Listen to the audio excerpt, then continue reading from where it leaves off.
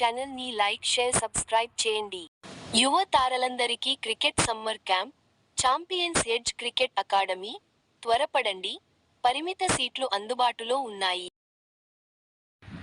ఆదిలాబాద్ జిల్లా ఇంద్రవెల్లిలో మండల కేంద్రంలో 134వ డాక్టర్ బి.ఆర్. అంబేడ్కర్ జయంతి ఉత్సవాలు.